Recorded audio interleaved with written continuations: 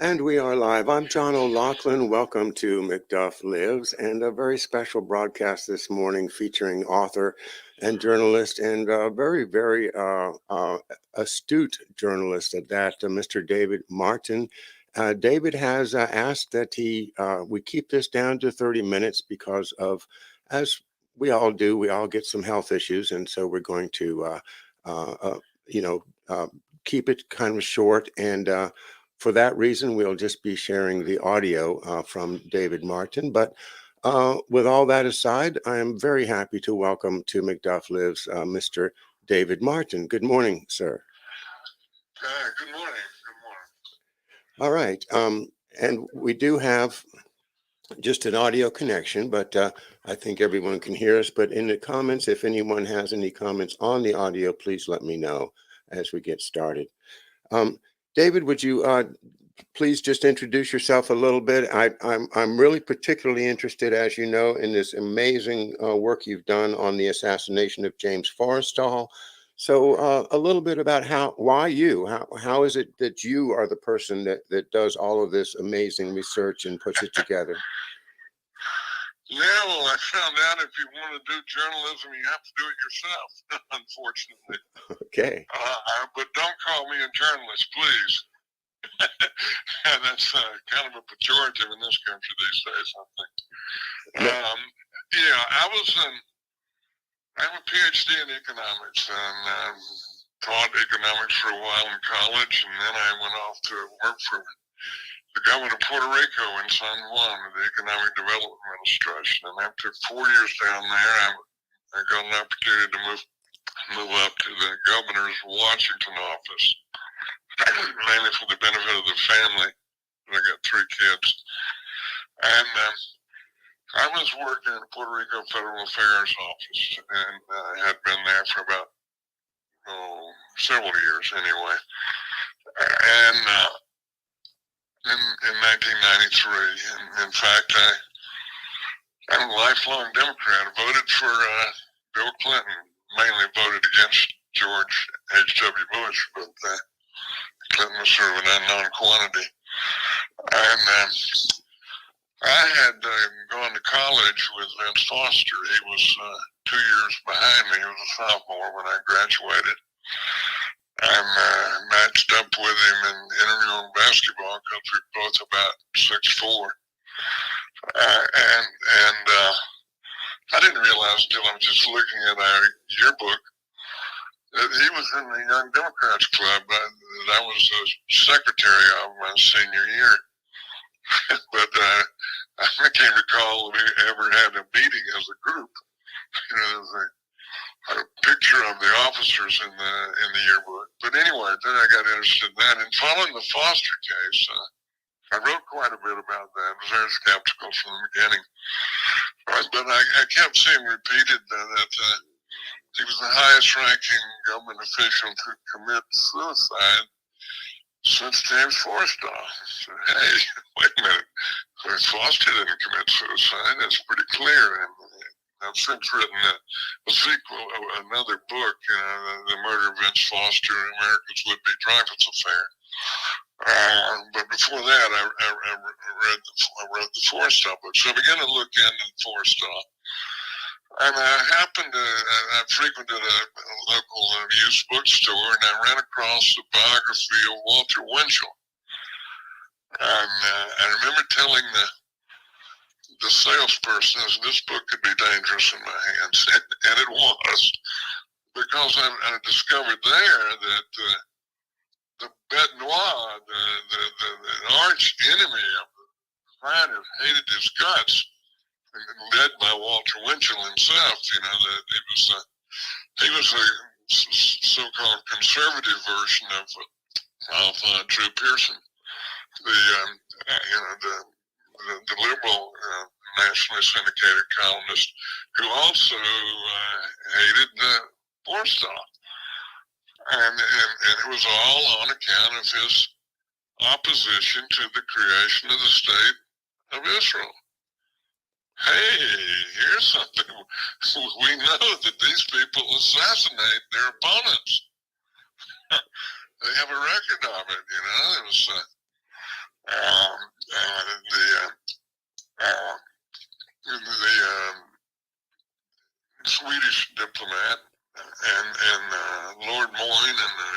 think the Swedish diplomat that they had blew up the King David Hotel. They had an assassination record. So there you have it. And the next thing is I got the definitive biography, Driven Patriot, by Townsend Hoops and Douglas Brinkley, and I read their chapter on his death, and I mean, you can see that there's just holes, tremendous holes in the official story, including that I discovered, but not through them, that there was an official investigation which had been kept secret.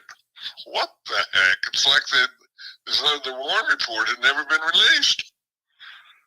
Only about 5 or 6 months later, and buried away in the New York Times, there was a summary of the conclusions of, I call it the Wilcuts report, after Admiral Wilcuts, the head of the National Naval Medical Center, under which Bethesda Naval Hospital is situated. And they didn't conclude that he committed suicide, only that the fall caused his death. What the heck? So, I mean, that was it, and I began to write about it. And I wrote part one, and just wrote a summary. And I was in touch with Alfred Lilienthal, who was a great Jewish anti-Zionist, who was blind by that point, and I was communicating with his secretary, and based upon what I wrote at that time, he encouraged me, so he convinced me that he didn't commit suicide, and so I've dedicated the book to him because he encouraged me to continue. Well, eventually, through my third try with the Freedom of Information Act, I got sent the Wilcuts report. First time it's seen the light of day in 50 years. Wow. 40 years. I say 40, no, more than 50 years.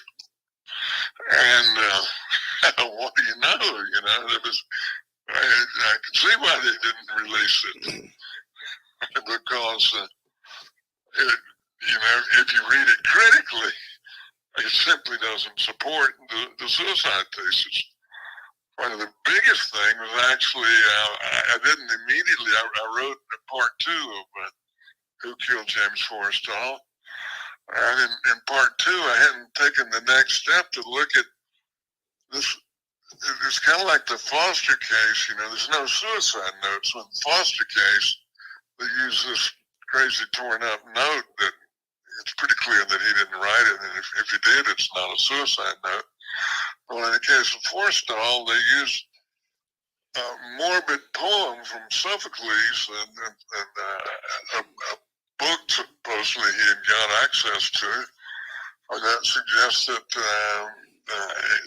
it's called The Chorus from Ajax, that he's contemplating suicide, and he's supposedly copying this thing from this poem from the book, and that motivated him to rush out, hang himself from the window across the hall that wasn't protected like the windows in the room that he was housed up on the 16th floor of the Bethesda Naval Hospital. It's an outrageous story, and on its face, it why is. would anybody hang themselves out of a 16th floor window to commit suicide?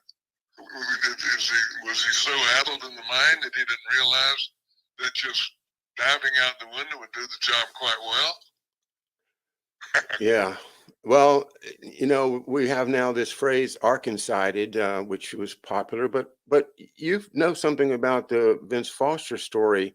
Is that fair, or is it possible that people are thinking Clinton's did it, but maybe some other hand did it? Any comment on that? Would you repeat that? I didn't quite get your point. Oh yeah, on the Vince Foster death, and the term that we've commonly run into called Arkancided. Yeah. is that a fair term to think of the Clintons as bad people that? Absolutely, absolutely. Although if you pick apart that Foster case, it's pretty clear that both Bill and Hillary were taken by surprise. They would have already had the story in advance, news the press and all that, but that didn't come out until more than a week later. I mean, I'm sure they know why he was killed, but I don't think they were behind it. But they were involved. They're definitely up to their eyeballs in the deep evil, whatever it was that got him killed. They know what it was. So they're definitely deeply. I mean, he's president after all, so he's engaged in the cover-up. But most people, when you say, well, Foster didn't commit suicide, and they say, well, I know Hillary was behind it, Bill was behind it. But I don't see any evidence for that. You can read my book, and it's a tremendously educational book. You live it with me as I learn as what's going on. And I have a chapter was this very telling chapter, I think, was Vince Foster's his death Pizzagate related. And that came as kind of a surprise to me that may have been behind it. So now you're getting into the really deep satanic stuff. I thought it was probably related to the drug smuggling, and make a strong case for that early on in the book. Because the Clintons were very much involved with the Bush administration, through Mena, Arkansas, the contra drugs for arms shipping that was going on. Clinton was governor, and first Bush was president. But it looks it's deeper and darker than that. Yeah. But you need to read the book. Now, is that on Amazon, or is there a particular publisher? You can get it from Amazon. And the interesting thing, the Forrestal book is sold really well. I mean, it's keeping me in food. Just pays my monthly food bill at least for I guess the royalties on it. But the problem in the Foster book is the way the story has been sold to people has been very effective. And that is that everybody thinks they know whether they're right-winger or left-winger. Ideology determines what they think, and they think they know a lot more than they do.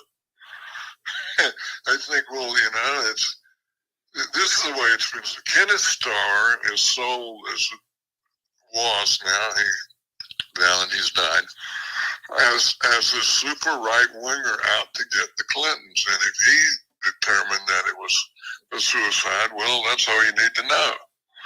Because if he could have got the Clintons, he would have. Yeah. But he was a solicitor general under George H.W. Bush. I mean, he's an ultimate swamp creature as much as Trump's attorney general. He was involved in the drug smuggling. You can read that in the book Compromised. Bill Barr, he turns up in the book Compromised when he was George H.W. Bush's attorney general. So I mean, Bill Barr and man,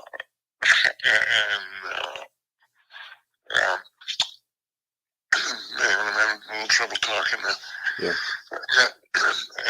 And well, you're referring to Bill Barr and a particular incident involving, if I recall, Noriega, and him going down to Nicaragua to kind of shake down Noriega. Some controversy. There's another guy deeply involved in the drug smuggling along with them. Yeah. Yes. Anyway, we're getting too far off on the tangent here. Yeah. Maybe we can get back to Forrestal. Well, let's do then. What in terms of the significance of the assassination of James Forrestal, what do people need to know, and why is it? I think is very important, but perhaps I'm biased because I think my father is kind of a parallel character in a certain way, and his early death has been, well, I've sent you a copy of the book, so you understand. Right. I started reading it. You understand my point of view is that he represents to me somebody that was at the top of the national security structure and got assassinated, and then the assassination is covered up. This is horrible, but how do we? Where do we go from here, David? Well, the problem, of course, with what I call the NOMA. I was going to say the news media, but the NOMA, as I've labeled it, National Opinion Molding Apparatus. And that goes beyond the news media. And somebody else coined this acronym GAME. I'll say the game is behind the NOMA, the game being government, academia. Goes there and look at the Forrestal game. We're all the historians. Yeah. Nowhere to be found. So government, academia, media, that's the news media, and entertainment. That's Hollywood mainly, but it's TV, it's music records that, that we're getting some fissures, and I probably couldn't have got my book. Well, I did have it was the first self-published book I did with Hugh Turley, the Martyrdom of Thomas Merton, which we're working on a sequel to right now. And this afternoon, I'm going to get back on it. We're very near publishing the sequel to that, but we had a publisher lined up, but we weren't sure we would be able to get it in under their publishing schedule on the 50th anniversary year of Merton's death. And I had corresponded with Alison Weir and her book on Israel, which has been a huge seller. She self-published that through the same people that we ended up using, and it greatly encouraged me. Then you get a bigger cut of the royalties if you do it yourself, and so it was easy enough. And but it would have been. She said it would have been hard to get a publisher for her book, and you can do a lot more with self-publishing these days than you could before. So in the early 2000s when I was doing this research, I probably couldn't have got a publisher, and this time I just didn't even try because we had that experience with the Merton book. And so, we can bypass the game now. Yes. For a while, while we can, who knows? But pretty soon they're likely to crack down on that. But, people are remiss if they don't take full advantage of the First Amendment. So I'm pushing the limits of it every opportunity I get, while we still can. Yes, sir. And thank you for your service in that regard. I think well, I see you're doing it too, and definitely encouraging you. Thank you, and let's get back, because I don't want to take too much of your time, but I want to get back to just a couple of points that I promised some folks I'd cover. First of all, what is the role of Senator Symington in this? He's mentioned as having been, going for a ride with Forrestal right before he died. I don't know if you read the second edition. I've had second thoughts about that ride. Okay. That took place. No, I haven't. I'm sorry to say I've got the first edition, and I'm aware of a second, but I haven't got it yet. Well, the second edition, I mean, that funk that he went into probably didn't happen. That's why this is all. One of my correspondents who read the first edition, who was reading she had a subscription. She's a lawyer up in New York State. She had a subscription to newspaper archives, and she found that trip to Hope Sound in Florida had already been announced in advance. It was already planned that he would go. It was not a reaction. She found an obscure little newspaper in Illinois that had the news item that after gets his final accolades up on Capitol Hill, that he has a vacation in Hope Sound scheduled. What the heck? The story that I was going on was that they made this spot decision to ship him down to where his wife was already on vacation down there. And that's not true. So that means that he didn't go into this funk, and it wasn't prompted by something that transpired in the automobile with Symington.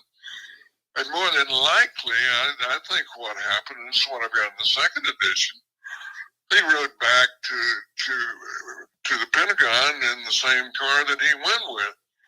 And the big betrayer was his assistant, Mark Leva.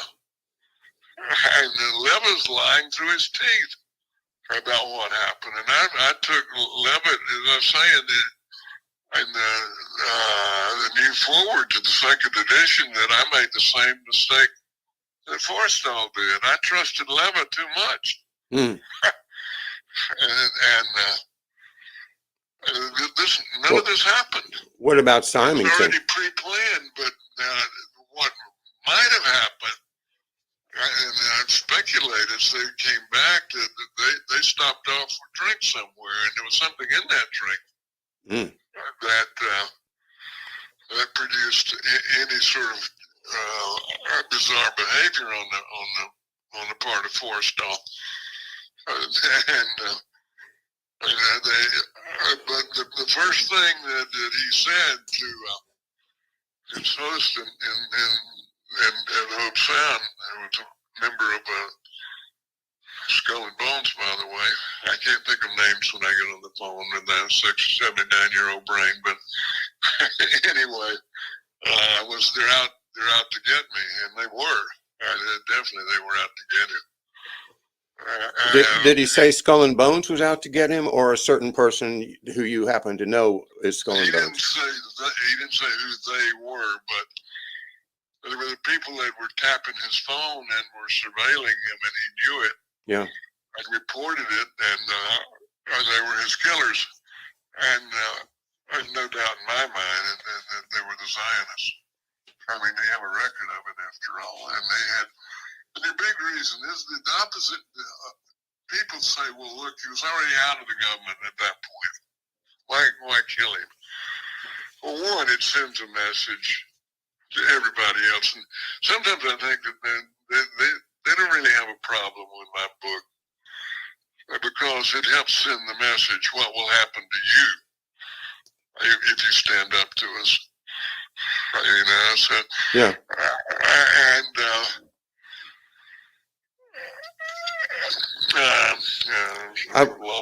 I'm going to just jump in and read something from your book on chapter 16, just to give you a moment to catch your breath and let people think about this. The conclusion of the book, and we're on page 319. From its inception, political Zionism has made great use of terrorism. The following observation is from the biography of General Patrick Hurley, who was President Roosevelt's special envoy to the Middle East in 1943. Quote, While throughout the world Zionism was represented as a religious movement, quote, based on humanitarian concern for a persecuted people, unquote, within Palestine, it was a terrorist organization using tribute, coercion, and assassination as its weapons. Foreign businesses, including Americans operating in Palestine, were forced to contribute monthly payments to the Zionist organization's treasury for permission to remain in business unmolested and unboycotted. And while Hurley refused to publicly endorse the Zionist movement during his stay in Jerusalem, the personal representative of the United States was threatened with kidnapping and assassination. David Ben-Gurion, nominal head of the Zionist movement in Palestine, admitted that he was not sure of his ability to control the terrorist Zionist groups. And a little bit later, I don't have it under my finger, but the point is that there came a point in early Israel or Zionism that people decided that it's more important to create and preserve and protect the state of Israel than it is to protect human rights and actually pursue those humanitarian values around the world. And this kind of gives a license in a way to kill, to do the assassinations that we've talked about. Um, that to me is what we should be really concerned about is when a country or a group of people get to the point where they're so desperate that they feel that, well, it's okay to do these Machiavellian horrible acts just for our own survival. And I think that is something we need to take from this book that you've written, Mr. Martin. Anything you'd like to comment about what I just read? Tons of things. First, I think of Elijah Allen Dershowitz. He's a Zionist through and through, you know. It's just he's quoting his mother, his grandmother, I think. And you hear this a lot from the group, and it says it all. Because he used to hear from, his grandmother, is it good for the Jews? If that is your ultimate, and he says it as though that is your ultimate ethic.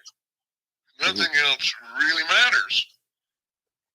That is, that trumps everything. Right? You have no higher ideal, no greater good or evil. But greater right or wrong. But that is not. Is it good for the Jews? That's not the religious tradition of Judaism, as I understand it. This is something that has more to do with politics than with religion, if I can offer that opinion. How do you react to that? Yeah, well, I mean, another thought, you raised Patrick Hurley, and he was given a very responsible position by FDR. FDR, I've got an essay on my website I recommend to you, was Franklin Roosevelt, the communist. And I first presented an awful lot of evidence that he was indeed, but then again, he was an intellectual lightweight of the First Order, quite unlike his distant cousin Theodore Roosevelt, who was kind of a Renaissance man. But FDR was a people person. He liked Patrick Hurley. Patrick Hurley was a strong anti-communist and a strong anti-Zionist. Franklin Roosevelt was pretty much pro-communist, but as I say, intellectual lightweight. But very much influenced by people around him, closest to him, like the New York Times publisher. He was anti-Zionist, insofar as he had any ideology. And, you're speaking of FDR. FDR, yeah. And it really makes you wonder about his curious death. Yeah. His symptoms, he supposedly died of a cerebral hemorrhage, which is an acute thing. It comes on you all of a sudden. But he didn't die all of a sudden, you know. When he ran for his fourth term, he looked like death warmed over already. And he had a Biden-like campaign, you know. He didn't show his face much because his face was a death mask. Yeah. And he wasn't that old, you know. And nobody said what was behind the deterioration of his health. And people say, well, you know, the pressures of the war, but he was in his element with the war. He was enjoying himself being the leader of the free world in the greatest generation war. You know, and what was behind his decline? Well, long-term arsenic poisoning would explain it. The symptoms are very similar to that. That's something that still needs. I'm corresponding with the medical doctor who's written on it, but he determined it was some heart condition, but he never looked into the possibility of arsenic poisoning. But they had to get Roosevelt out of the way because he was a strong anti-Zionist. And Truman was, you know, I've got another article, you know, Jews attempted to assassinate with letter bombs Harry Truman until he got on board.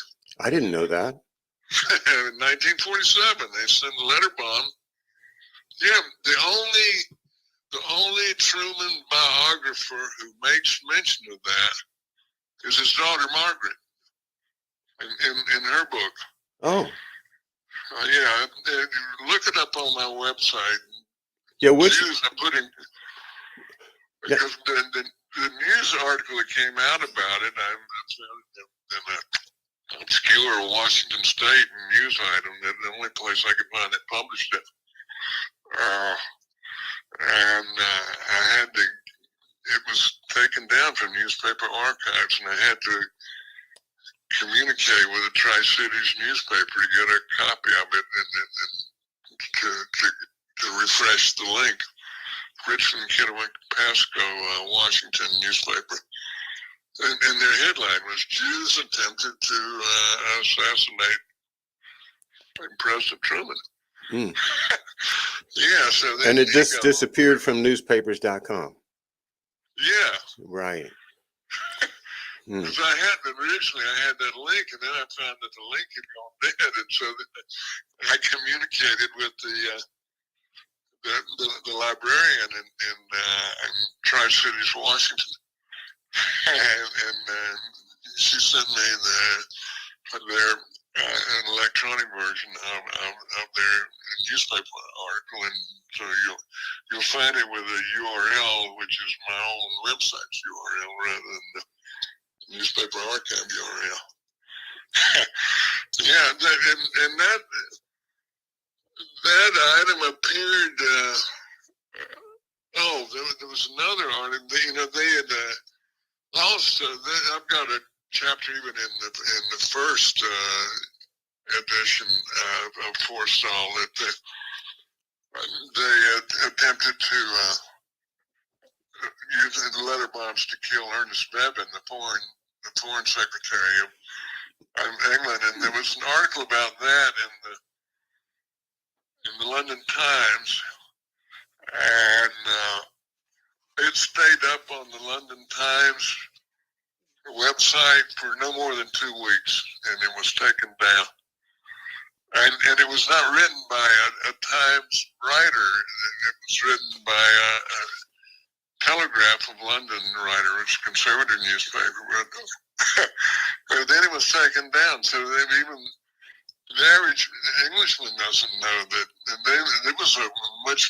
They also they sent a letter bomb to Anthony Eden. He was not prime minister yet, but he was in the government.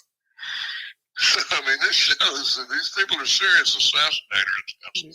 Well, letter bombs can kill you. It doesn't sound all that a bomb and a letter, but they kill a lot of people. I mean, lots of people have been killed by letter bombs. And when I first made this discovery, there was nothing on Wikipedia about the assassination attempt on Truman, and I discovered that, by the way, reading a reader's comment. I forget what the book was, but it was a reader's comment on some book that I was interested in that mentioned the attempt on Truman's life.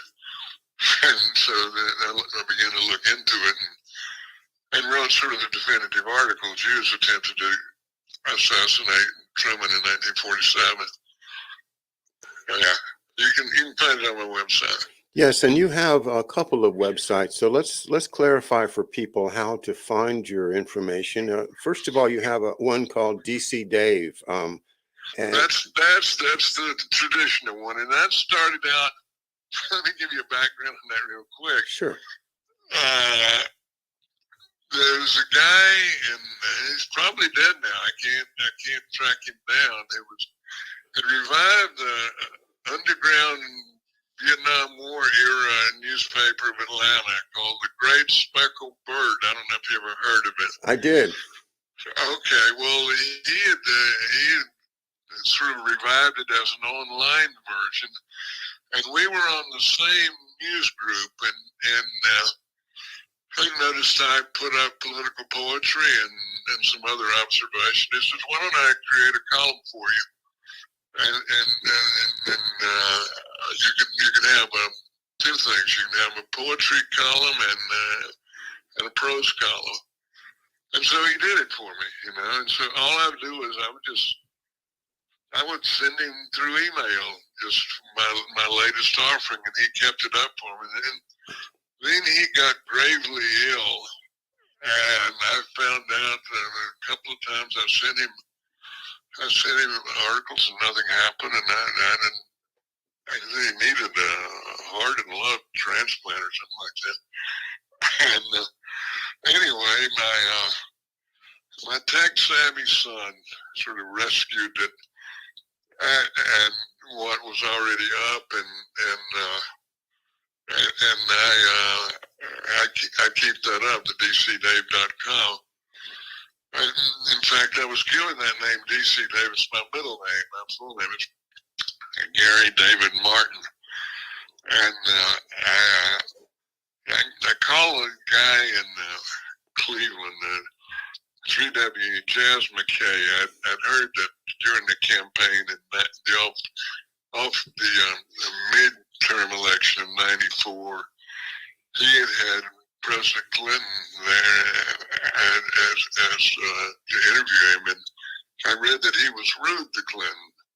I said, "Hey, this is my man," and I got on his program to give a weekly political poem, and to give me cover. He said, "Well, why don't we call you DC Dave?" Jazz McKay gave me that name after my middle name, David Martin. So that got started, and for the longest time, I had an agreement with a guy called Buellman. It's his, and in Mississippi, that was his cover name. But WordPress censored his website, completely took it down. WordPress did it? Huh? WordPress censored him? WordPress, yeah, WordPress. Don't trust them, man. If you're using them, well, we were just starting to cutting edge political, you're in trouble. Really? Oh yeah, I mean. Because we were just getting ready to learn it. I warned him it might happen, and it happened. Everything he took down was lost. So the other one I have is. Another guy that discovered me is in Spain, an American expatriate in Spain by the name of, he uses his real name, John Orleski. And he's the one that keeps up heresycentral.net. And he uses a WordPress software, but they can't take him down. If you're in WordPress.net instead of WordPress.com, you're safe. Cool. They're just using their software, and he's registered in Iceland. It's .is. So he's protecting himself by not having an American server. Brilliant. Yeah, and so and he's a really genuine guy, is Rivusky. Although his late father was an art Zionist, Jewish, but his mother's Chinese. Let's get back to because we've gone over our 30 minutes, and I'm just well, I'm going on adrenaline now. Let me ask you one more question, if I may, and that is, was James Forrestal an anti-Semite? Was he anti-Semitic himself? You know, not at all. I mean, I got to chuck. I mean, the trouble with it was, in his line of business there in New York City, and his boss, Lepowski, was the original name of Clarence Dillon, who ran Dillon Reed, which Forrestal became president. You don't get into that business without getting what I would say Jew-wise. These people in that business, but he was as open-minded toward. I mean, that's why he was interesting to Marx Levin, who was Jewish. His right-hand man was Jewish, Mm-hmm. And a lot of people, we interviewed his driver. We can find that on the internet somewhere. And a fellow correspondent found the guy that his Navy driver, who's dead now. And so every time he drove to New York City, there was he couldn't remember the rabbi's name, but he would call on this a well-known rabbi who was a good close friend of his in New York City. And he was the least prejudiced person you'll ever come across. In general, even his political enemies will acknowledge that. I mean, they love to throw out an anti-Semite term, but it's really a meaningless term. It's just a pejorative. And it's just a way of putting somebody down. But that one was motivating them. Well, you explored that in your book in an entire chapter, and you also made the very important point that it was James Forrestal who had ordered the integration of the Navy when he was Navy Secretary, and that's a different prejudice, but it still shows some character in terms of standing up for people whose rights have been oppressed, whether they're Jewish or black. My experience with this guest speaker we had at Bureau of Labor Statistics, a Jewish professor at Georgetown, and he made a big to-do about Truman's integration of the armed services in the question-answer period. I said to him, well, Forrestal will beat him to the punch before that, integrating the Navy. And he was Secretary of the Navy, and this was before Truman was president. And the guy just really got all huffy about he was an anti-Semite. Like, well, that doesn't have anything to do with anything. It's not the point we're making here.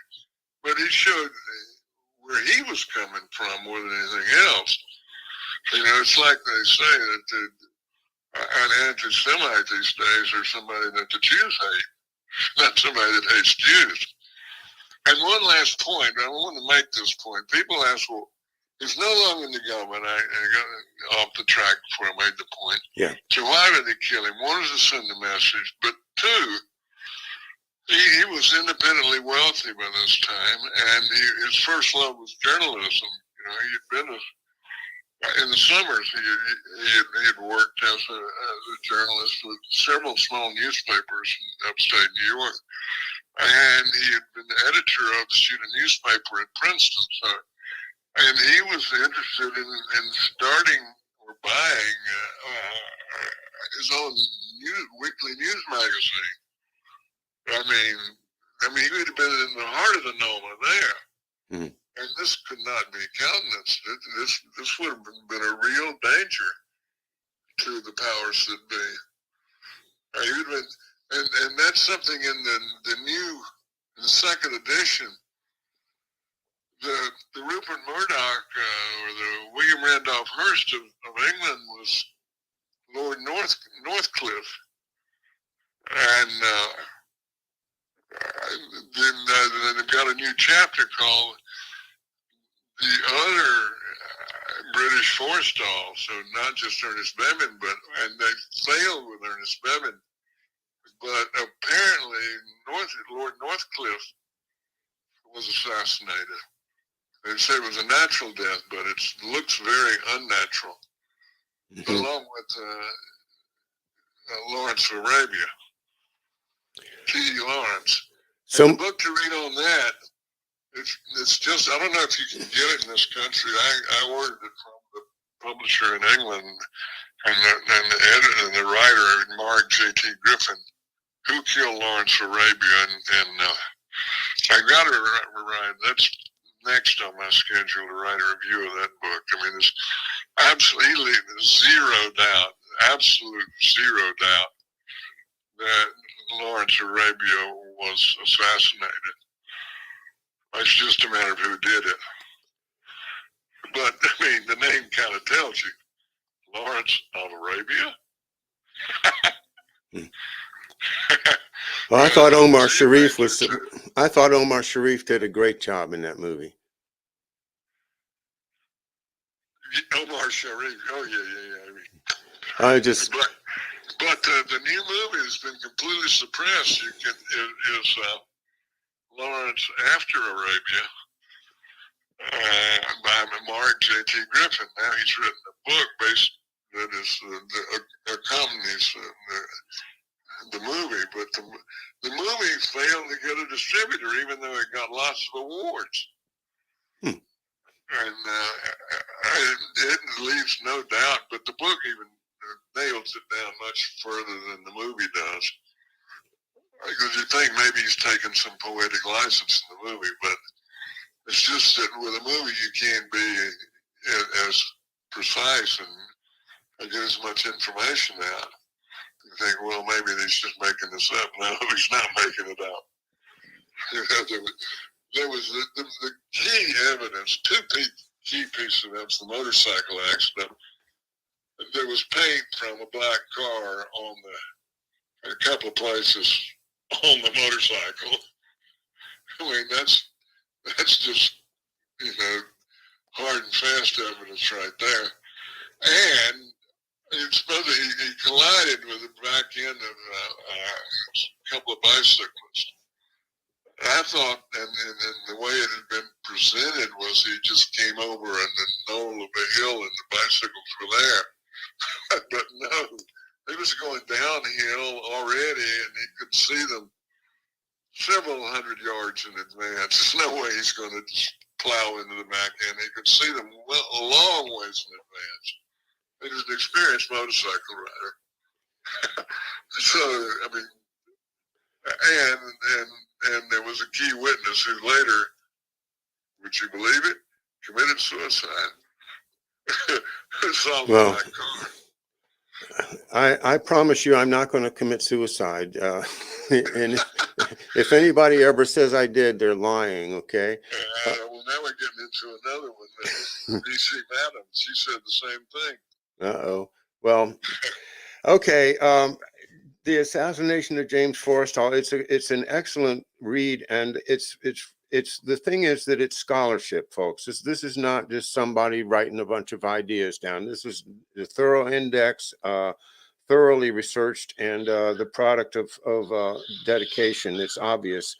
I'm going to get the second edition and get caught up with what you've uncovered since the first edition, and I'm going to explore your websites and including your poetry, which I've started to look into. Very, very interesting. And that's just a tip of the iceberg of David Martin, folks. He's got a lot of great material at his websites, and he's done so much work that, one of the things that I like to do is to make sure and take advantage of other people's work. I'm not trying to invent anything new. I'm not trying to be the person who uncovers all the facts. I just want to get everything together that we do know, whether somebody else, if somebody else has already done the work, fabulous. and I think we've got a real gold mine of information to delve into. It's my first. Well, it's just I've had the book for a couple years now, but it's my first time of really investigating the broader work of David Martin. Mr. Martin, thank you very, very much for this Can morning. I leave you with a closing limerick poem that sort of says it all? I love limericks. Please do. Okay. It's called Rationalize Reason. And it goes, when he told me he couldn't believe it, I didn't know how to receive it. But now I can see that his message for me was he couldn't afford to believe it. All right. That sounds Think kind about of. that. Think about it. It totally upsets your comfortable little world if you believe it. So I can't believe it. I mean, I've heard that. So, I can't believe that. But why can't you believe that? It's not that I'm not presenting you with the facts. It's just that everything you believe is turned upside down. So you can't afford to believe it. Say it ain't true. And Well, thank you again, David. Check out Dilbert today. It says the same thing in different ways. Dilbert today. All right. All right. Today, it's a gem of all gems. Well, we'll be in touch some more, and thank you very, very much, David Martin, for sharing all your great stuff. I look forward to reading the rest of your book and the accompanying one that you sent me from the Douglas Valentine. Well, great. I'm looking forward to hearing your reaction, and really grateful for you taking an interest in my dad's story. Email I sent you, I think probably your dad would have known the father of my former neighbor.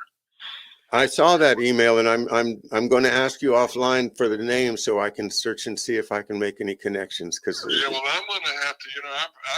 I don't think I ever see this. I didn't know the maiden name of the daughter. So I'm going to have to get in touch with Nick Hughes, her son, to get that maiden name. Yeah. And my son happens to be visiting with me at the moment, so he knows how to get in touch with Nick Hughes. Very good. But I only knew him as Michelle Hughes, but Hughes was not her maiden name. So okay, we'll see. Okay, very good. All right, everyone. Thanks for being with us. Thank you again, Mr. Martin, and I will see you guys tomorrow with Harley Schlanger right here at 11 a.m. Bye now. Okay, enjoy the interview. Thank you, sir. Bye-bye.